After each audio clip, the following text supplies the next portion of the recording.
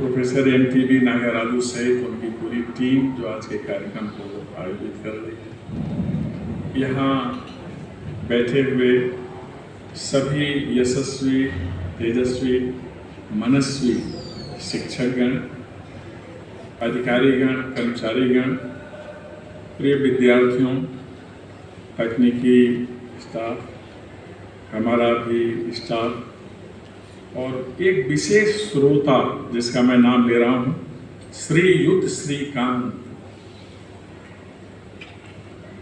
पहली बार मैंने देखा कि ऐसे कार्यक्रम में कितनी अधिक इच्छा के साथ बैठा जा सकता है। आप लोगों को श्रीकांत का परिचय इससे एक छोटे शब्द से जो मेरे आहार की व्यवस्था करते हैं। आमतौर पर माना जाता है कि अकादमिक कार्यक्रम बोझिल होते हैं और यह बोझ धारण करने का अधिकार और सामर्थ्य सुधी लोगों में ही होता है। जो सामान्य कार्य करते हैं उनकी इसमें रुचि नहीं होती। लेकिन मुझे बहुत प्रसन्नता है कि श्रीकांत जी यहाँ बैठे हुए हैं जो मुझे भी कुछ सिखाते हैं। अभी चर्चा आगे। आज के दिन नमन डॉक्टर सर्वपल्ली राधाकृष्णन को, जिन्होंने हिंदुस्तान की अकादमिक, आध्यात्मिक और धार्मिक मान्यताओं को उत्स प्रदान किया, उत्साह सिखाया।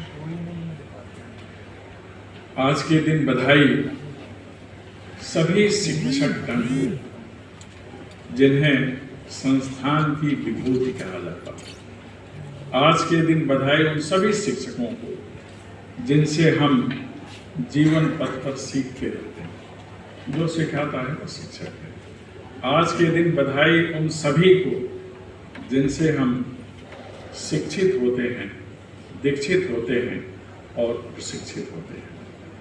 शिक्षक दिवस की मान्यता, महत्ता और उपादेयता के बारे में जो हमारे सहयोगी लोग मंच पर बैठे हैं उन लोगों ने विस्तार से बताया। बहुधा ऐसा होता है कि जब हम श्रोता की भूमिका में होते हैं तो कुछ सुनते हैं, कुछ नहीं सुनते। लेकिन आज पहली बार ऐसा हुआ कि मैं श्रोता की भूमिका में इन सभी शिक्षकों को सुनता रहा जो यहाँ बोले। पूरा सुना ही नहीं, मुझे पूरा ध्यान है कि उन्होंने क्या क्या कहा। इतना अच्छा कहा कि उसे मैं भी पाथेय के रूप में ले सकता हूँ। दो और नाम रह गए जिनका आज मुझे विशेष उल्लेख करना है, प्रोफेसर डे और प्रोफेसर शुक्ल। जब मैं आया तो यहाँ प्रोफेसर डे विद्यमान थे, आज भी मेरे सामने हैं। मेरे आने के बाद प्रोफेसर शुक्ल आए। मैं सभी से प्रभावित होता रहता हूँ, कोई ऐसा नहीं है जिसका प्रभाव मेरे ऊपर ना पड़े। प्रोफेसर डे बिल्कुल शांत और तत्चित्त अध्यापक के रूप में मुझे दिखलाई दिए। कभी कभी कुछ कार्यों के लिए भी मैं इन्हें बुलाता था और मुस्कुरा के आना, अपनी बात संक्षेप में कह जाना, मैं इनसे सीखा। एक व्यक्ति जो सांख्यिकी जैसा विषय पढ़ाता और लोगों में प्रिय हो जाए, ये बहुत कम देखने को मिलता है। ऐसे प्रोफेसर डे जो अब कुलपति के रूप में नामित हैं, शायद इसके बाद जाके तो कार्यभार होना चाहिए। उनके लिए मेरी ओर से बहुत बधाई भी और शुभकामनाएं भी। प्रोफेसर शुक्ला, JP शुक्ला जी, मेरी बहुत कम मुलाकात है इनसे। कार्यक्रमों में भी बहुत मुलाकात देखने के बाद भी नहीं होती। मुलाकात जिसमें कुछ बात कर सकें, देखना होता है, बात नहीं होती। कभी कभी कार्यालय से बाहर निकलते हुए मैंने इनकी विनम्रता को देखा। विषय के बारे में इनका जब इंटरव्यू मैं ले रहा था, उस समय जो एक्सपर्ट लोग थे उन्होंने स्वयं इनके बारे में बताया कि हम भले इस तरफ बैठे हैं लेकिन उस तरफ बैठा हुआ व्यक्ति हमसे बेहतर स्थिति में है। तो मुझे बहुत ऐसे प्रोफेसर शुक्ल को बधाई। एक शब्द होता है आचार्य लोगों के लिए, कृत कार्य, जिन्होंने अपना कार्य पूरा किया है लेकिन वो अवकाश प्राप्त नहीं करते हैं। हर व्यक्ति के जीवन में एक ऐसा समय आता है, हम अपने दायित्वों का एक निश्चित अवधि तक निर्वहन करते हैं, उसके बाद फिर कोई और उस दायित्व का निर्वहन करता है, लेकिन हम तब भी होते हैं। तो ऐसे एक कृतकार आचार्य जिनको मैंने सुना भी, आप लोगों को बहुत बधाई, जीवन प्रशस्त हो, जिंदगी में कभी कोई बाधा आप लोगों के ना आए, मेरी बहुत शुभकामनाएं। और कुछ इतना मोह हो गया था आप लोगों से कि आगे के लिए भी मैंने कुछ विधान किया कि आप लोग कुछ रह करके यहाँ और भी अध्यापन कार्य करें। तो एक शिक्षक का महत्व होता है कि संस्था उसे चाहने लगे। आमतौर पर व्यक्ति एक दूसरे को चाहते, मानते, जानते हैं, लेकिन जिस शिक्षक को संस्था चाहती है, जिस कर्मचारी और अधिकारी को संस्था चाहने लगती है, वास्तव में बहुत महत्वपूर्ण होता है। तो ऐसे आप दोनों को मेरी बहुत शुभकामनाएं। शिक्षक दिवस के बारे में, शिक्षक के बारे में, दायित्वों के बारे में मुझे जहाँ शुक्ला जी ने जिस संदर्भ में अपनी बात को पूर्णता प्रदान की, गीता, उसी के नायक का नमन कर लें। कृष्णम वंदे जगत गुरुम, कृष्ण की वंदना जो इस संसार के गुरु हैं। वस्तुतः दो ही इस धरा पर समदर्शी कहे जाते हैं, एक जो सर्वत्र व्याप्त है परमात्मा, और दूसरा जो सर्वत्र व्याप्त नहीं है लेकिन जिसके ज्ञान की सर्वत्र व्याप्ति है, वह है शिक्षक। ये दोनों समदर्शी होते हैं, और जो समदर्शी होता है उसकी कुछ इच्छा नहीं होती है, अपेक्षा हो सकती है। शिक्षक इसलिए समदर्शी है कि अपने क्लास में वह कोई विभेद नहीं करता, वह सबको एक समान ही देखता है, और वह जो कुछ भी बोलता है वह सभी के कानों में एक तरह से ही जाता है, अर्थात उसके द्वारा दिए गए ज्ञान की राशि सभी विद्यार्थियों को एक समान मिलती है, इसीलिए उसे समदर्शी कहते हैं। यह स्थान केवल परमात्मा को प्राप्त है। तो आप समझ सकते हैं शिक्षक कितना महत्वपूर्ण होता है। अभी आप लोगों में से मैं कई बार इंटरव्यू में पूछता हूँ, आप शिक्षक क्यों बनना चाहते हैं? तो सभी कि हम अपने ज्ञान के माध्यम से समाज को बहुत कुछ देना चाहते हैं। कोई ऐसा नहीं बोलता जो इसका सबसे बड़ा भाव है, इसलिए शिक्षक बनना चाहते हैं कि हम आजीवन विद्यार्थी रहना चाहते हैं। शिक्षक आजीवन विद्यार्थी होता है, वह प्रतिपल सीखता है। हम विद्यार्थियों को जब भी कोई उपदेश देते हैं तो पहला उपदेश के अनुशासन में रहना चाहिए। अगर पूछा जाए कि दुनिया का सबसे ज्यादा अनुशासित व्यक्ति कौन है, तो शिक्षक ही है। इसलिए कि शिक्षक तो व्यक्तियों को निर्बंध होने का संदेश देता है। सा विद्या या विमुक्ते, कि आप तमाम बंधनों से, वर्जनाओं से, अभाव से, अंधकार से मुक्त हो जाए। लेकिन शिक्षक ही एक ऐसा प्राणी है इस धरा पर जो सर्वत्र कई प्रकार के बंधन स्वीकार भी करता है, अंगीकार भी करता है। हम जब घर में होते हैं तो एक दूसरा बंधन हमारे पास होता है। जब हम संस्थान में आते हैं तो कई प्रकार के बंधन मर्यादाओं का, कि हम क्या कुछ ऐसा करें कि हमारे विद्यार्थी अनुप्राणित हों, क्या कुछ ऐसा करें जिससे समाज लाभान्वित हो, और क्या कुछ ऐसा करें कि हमारी संस्था गौरवान्वित हो। यह बंधन होता है शिक्षक के। इसलिए ऐसा कोई प्राणी तो इस धरा पर हो ही नहीं सकता जैसा शिक्षक है। हम शिक्षक अपनी इच्छा से नहीं बनते। आप लोगों ने भी जब पढ़ाई की होगी, जितने लोग सुन रहे हैं, तो आप सबके जो ध्येय निर्धारित रहे होंगे, उसमें शिक्षक बनने का ध्येय तो करते ही नहीं रहा। बहुत कम, शायद 1% हों जो आरंभ से ही पढ़ते हों कि हमें शिक्षक बनना। कोई डॉक्टर, कोई इंजीनियर, कोई अधिवक्ता, जज, जितने प्रकार के उच्च लाभ के पद हैं, सुविधा के पद हैं, हम वहीं जाना चाहते हैं। हम शिक्षक शायद बनने को प्राथमिकता में नहीं रखते, लेकिन जिसको ईश्वर सबसे ज़्यादा मानता है उसे वह शिक्षक बनाता है। हम शिक्षक बने हैं तो ईश्वर की कृपा के कारण, क्योंकि हम सामान नहीं बनाते। जितने नाम मैंने लिए, जितने संस्थान हैं, वहाँ कई प्रकार की वस्तुएं बनती होंगी, विधान बनते होंगे, औषधियाँ भी बनती होंगी। मनुष्य बनाने का काम केवल और केवल शिक्षक करता है।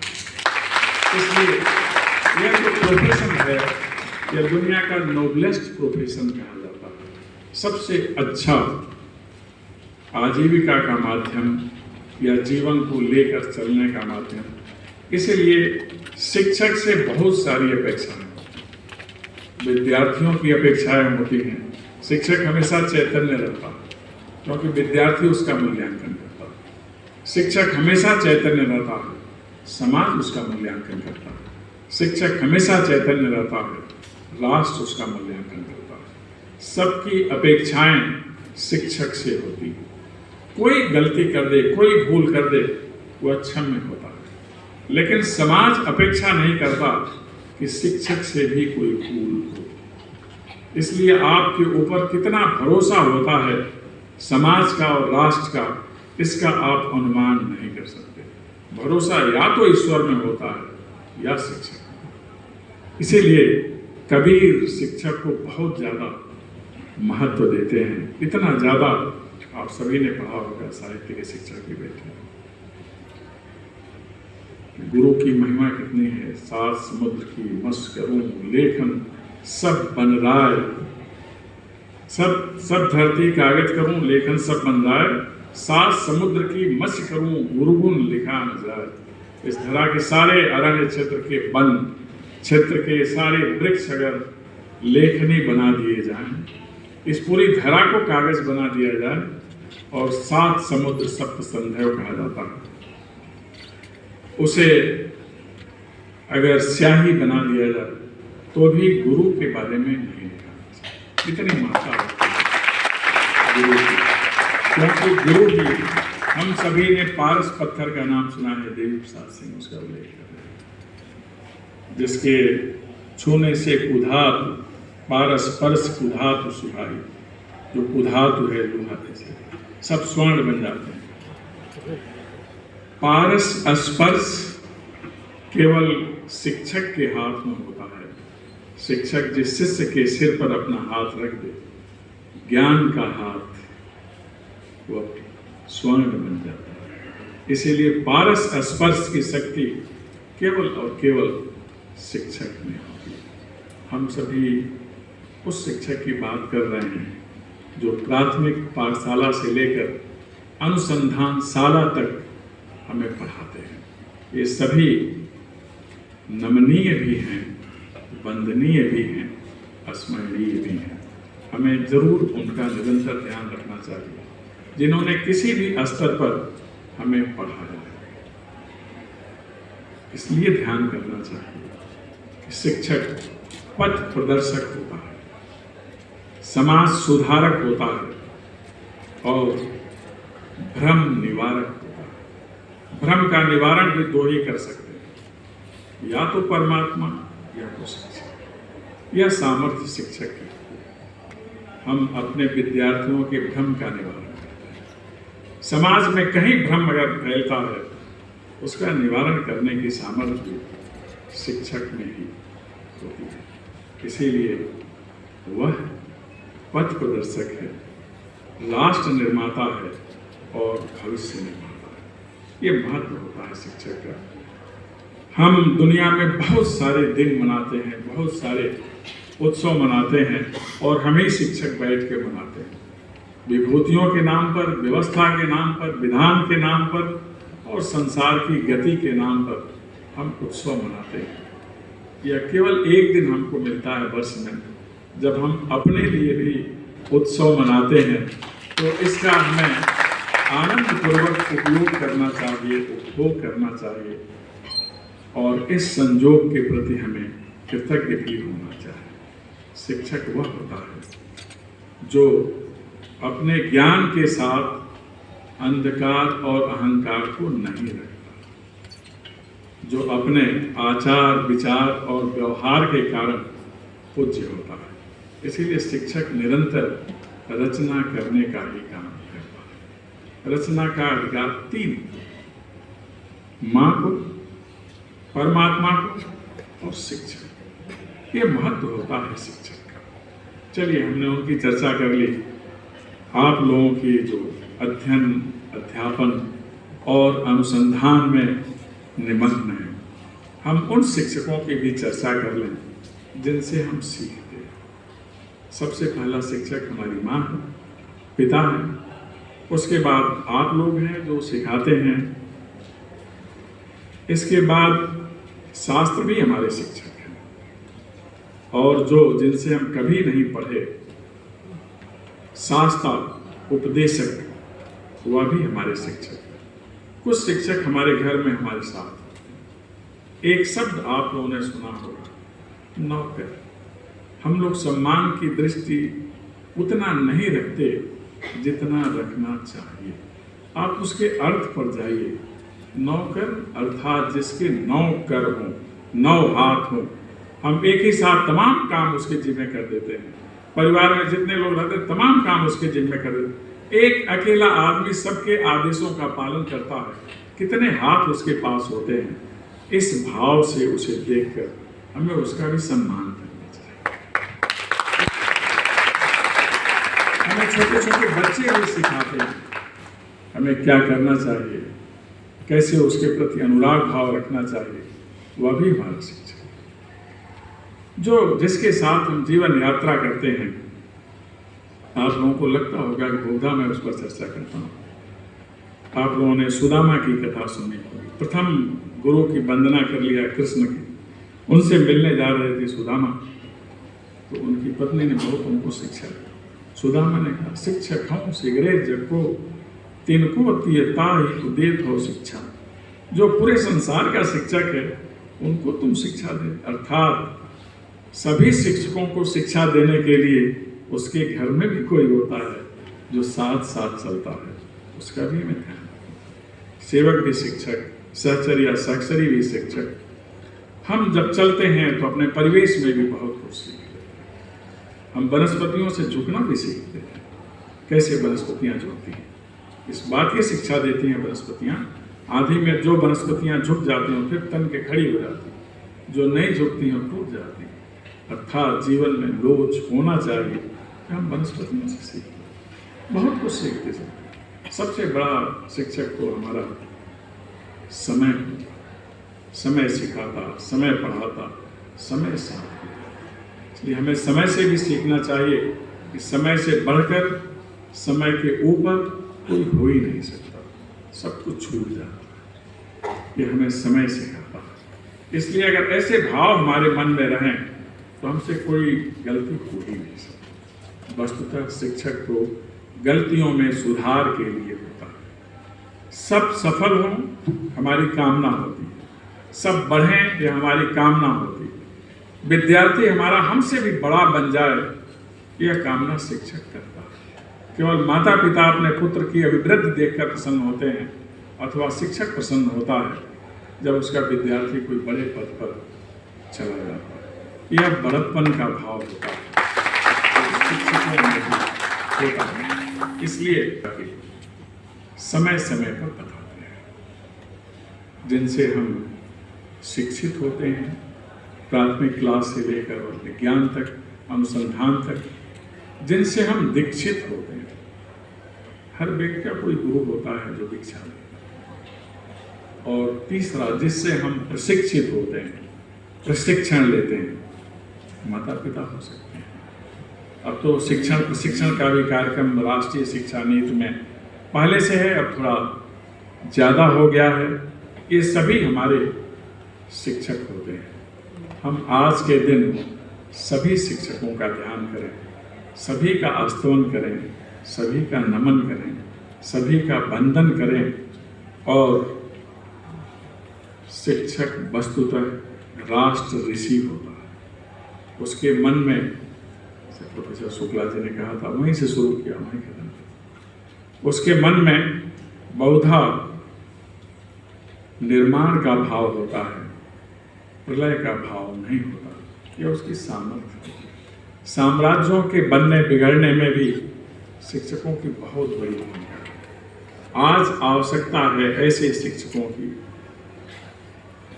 जो मनुष्यता को शीर्ष पर लेकर के चले। हमारी राष्ट्रीय शिक्षा नीति में कहा गया है मनुष्य से मनुष्यता तक की यात्रा करनी है, और यह यात्रा कराने की सामर्थ्य केवल और केवल शिक्षक में होता है।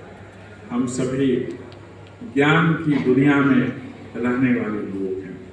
ज्ञान में अभिमान नहीं होता, यह बात हमें हमेशा ध्यान रखना चाहिए। ज्ञान केवल और केवल निर्माण के लिए होता है, यह भी ध्यान रखना चाहिए। यही निर्माण की वृत्ति हमें देवत्व की प्राप्ति करती है, और तभी कभी गुरु को ईश्वर से ऊपर रखकर उनकी वंदना करते हैं। मुझे पूरा विश्वास है कि आप सभी में जो देवत्व की क्षमता है, सामर्थ्य और वास है, इसका आप विस्तार करेंगे, अपने विद्यार्थियों को आलोकित करेंगे, समाज को आलोकित करेंगे और राष्ट्र को आलोकित करेंगे। हम सभी इंदिरा गांधी राष्ट्रीय जनजातीय विश्वविद्यालय में अध्यापन, अध्ययन और मनन का कार्य कर रहे हैं। माननीय प्रधानमंत्री जी बार बार कहते हैं कि आने वाली दुनिया ज्ञान की दुनिया है और इसकी महाशक्ति बनना है। मुझे पूरा भरोसा है कि आप सबके यत्न, उद्यम और मनन से निश्चय ही भारत ज्ञान की दुनिया की महाशक्ति बनेगा।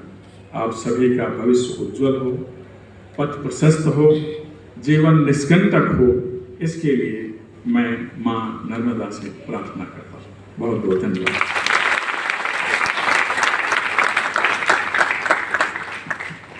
धन्यवाद सर। परमात्मा और शिक्षक में समदर्शी भाव को जागृत कर हमें आजीवन विद्यार्थी रहने की गुरु मंत्र दिया आपने, और निश्चय ही हम सभी आजीवन